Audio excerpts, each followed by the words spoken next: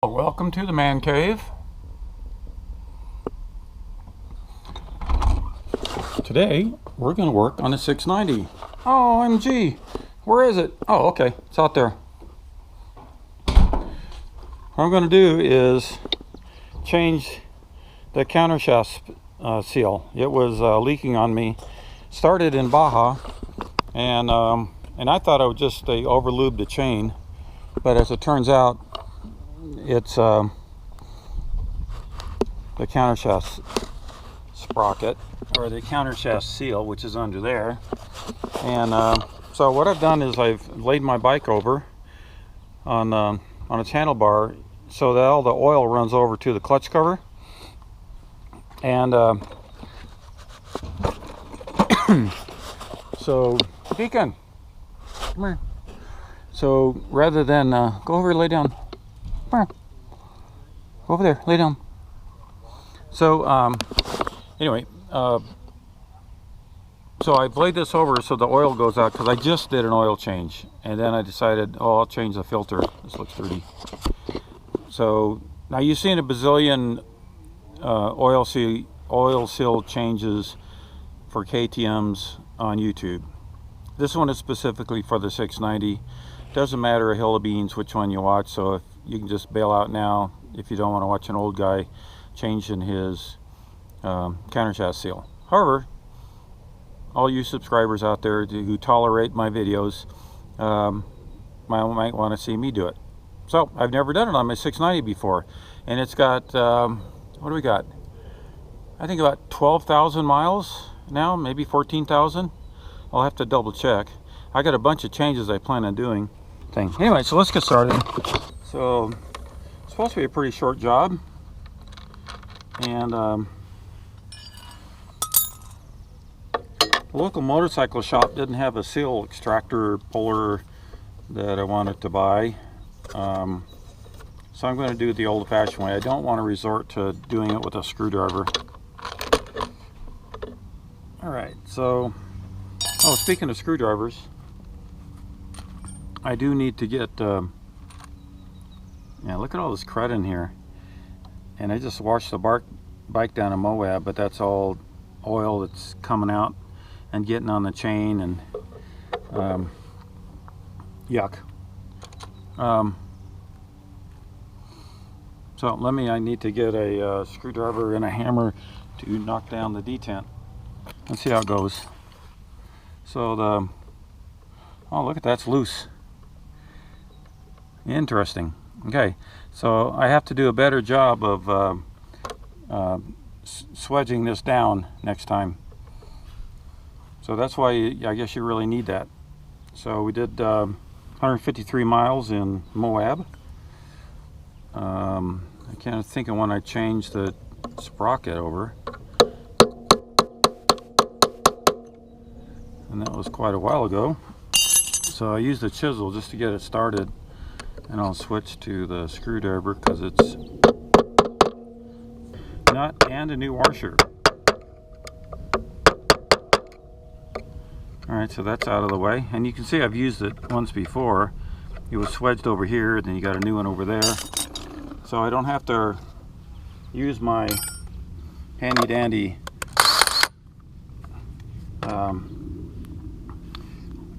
impact driver.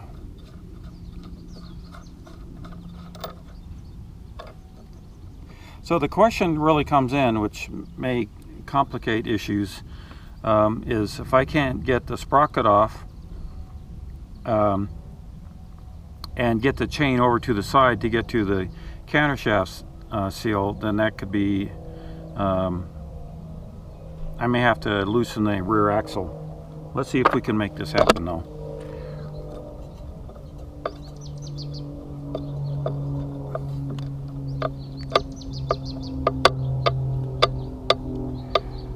Baby.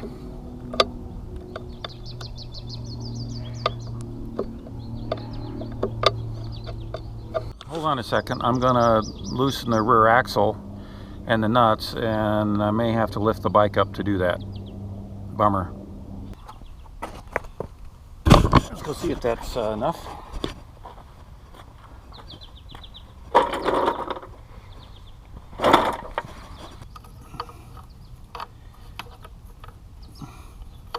So all you namby-pambies out there, you can put gloves on if you don't want to get oil on it.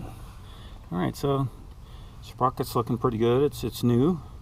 I replaced the chain and the sprockets together. It's just kind of oily. And then get the chain off to the side like this. And that frees up the getting to the seal. I hope that's all. I hope that's the problem. Then the center part, this comes out.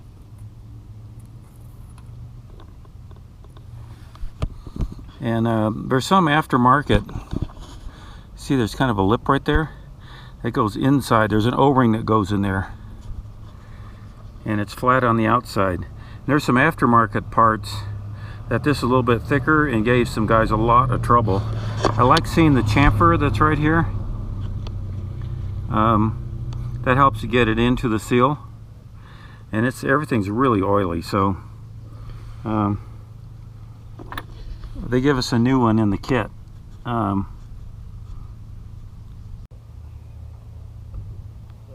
going to go ahead and lean it back over.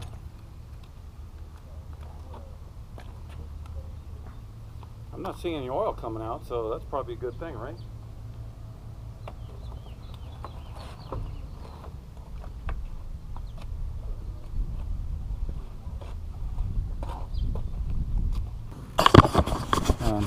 Okay, because I wanted to clean the dirt off here first.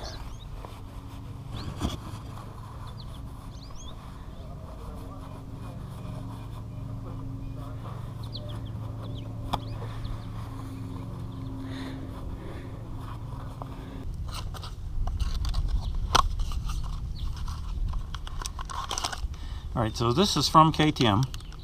So all these parts are in a little Ziploc bag here. And this is what you get. So you get a new spacer, which looks like the old spacer. Alright, that's very important. Same thickness. Alright, it's got the little lip in here for the O-ring. You get a new O-ring. That'll fit in there. Gives you a new nut and other washer. I don't know, I just replaced the nut. I could do it just to make it shiny. And then you get a new oil seal. Now what I like to do, I like to put grease in between here to help it get installed. And I'm not too sure why it's blue, and I wonder if they've got a coating of Loctite or something on there. So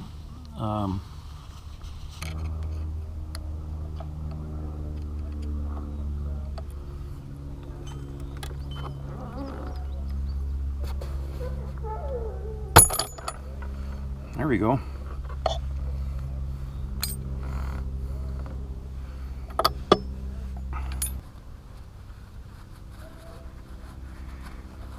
And so here's the old O-ring right there, and that we can use the bottle opener for to grab it.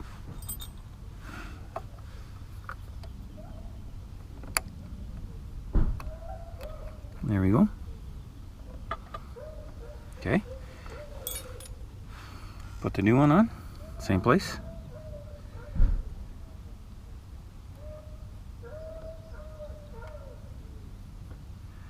Just like that.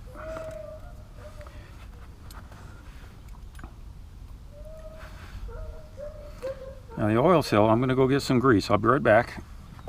I got this multi-purpose grease that I've had forever, and it's white grease. I'm just going to take a little bit of that and just spraying it around inside the little groove there.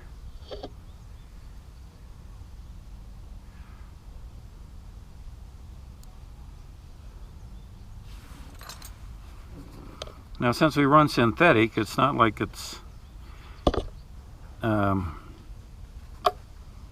like a mixture of it. I'm just going to take excess of it. I don't think there's a compatibility problem, just because the idea is that I want to make sure that that seal slides over there when we go to put the insert in. So set that just briefly like that. Now I've got for a long time ago, back when I was 20, I took a fork tube.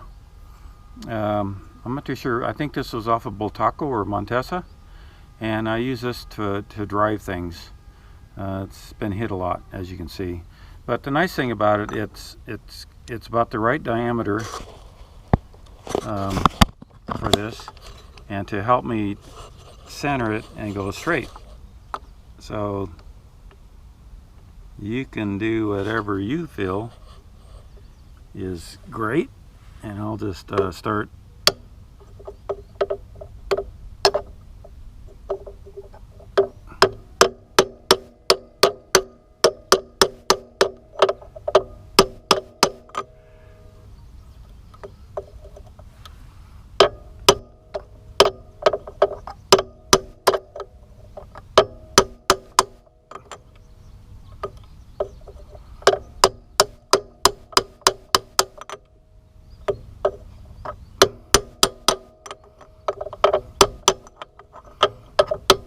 The nice thing about this is that it doesn't go any farther than the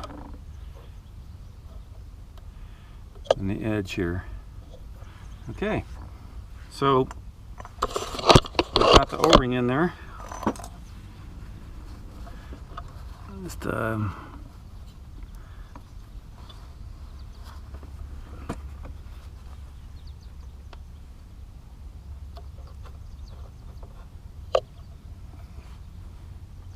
now we get the new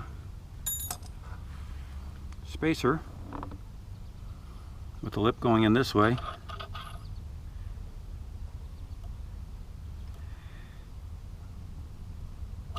There you go. Excellent.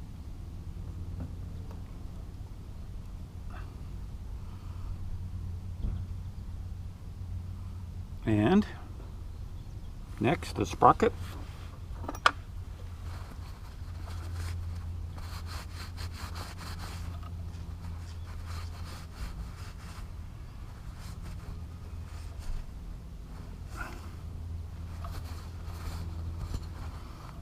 Let's clean it up nice.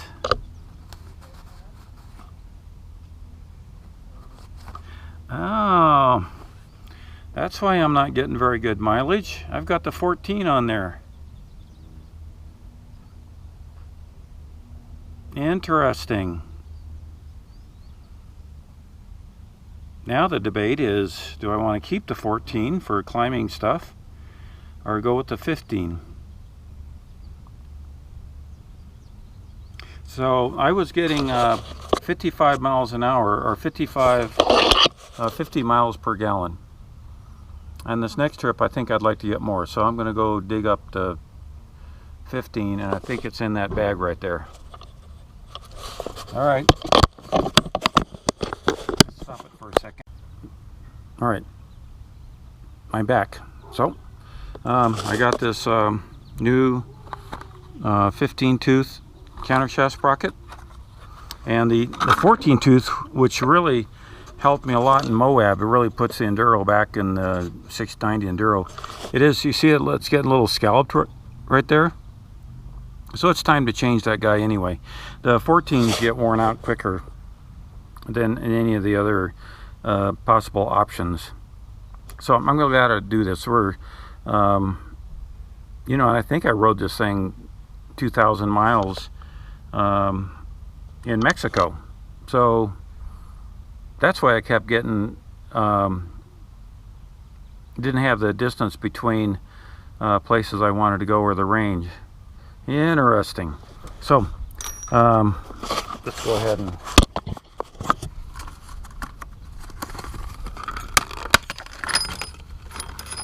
brand new sprocket. Woohoo!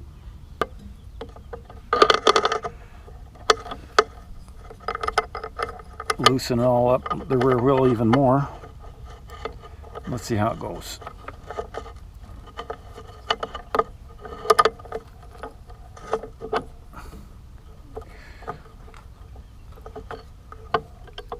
See if it'll befriend me at all.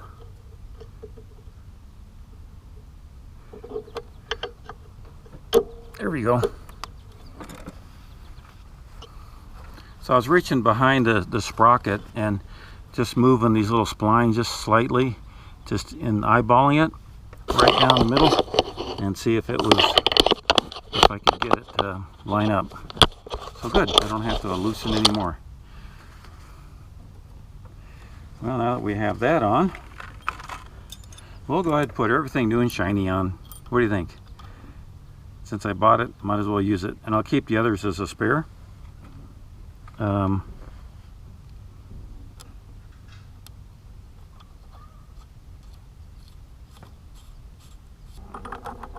And I will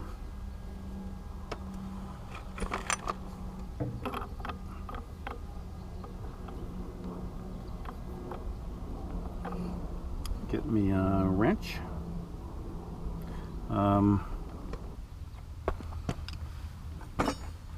Okay, got me a ratchet. The right socket is right there, and give it a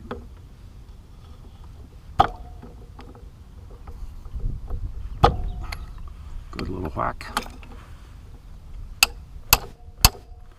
Okay, now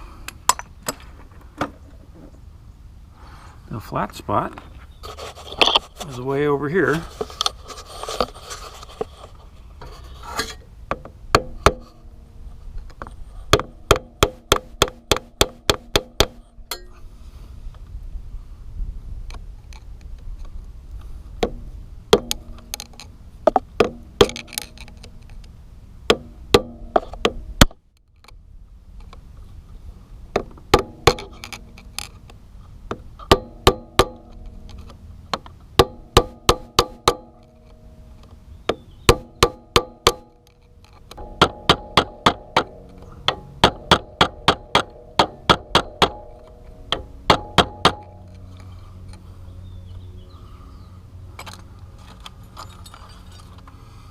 I'm going to take the end of my T-handle, see if I can't get that to swedge now all the way.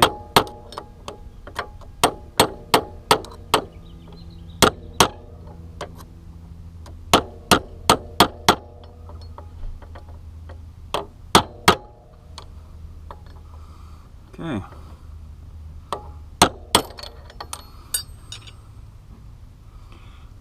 Alright, so that looks pretty good, huh? So then it's just a matter of adjusting the chain tension. And as you know, you're supposed to put it on a stand and bring it up so it just touches right about 25 millimeters from here. So it just gets kind of touches there. And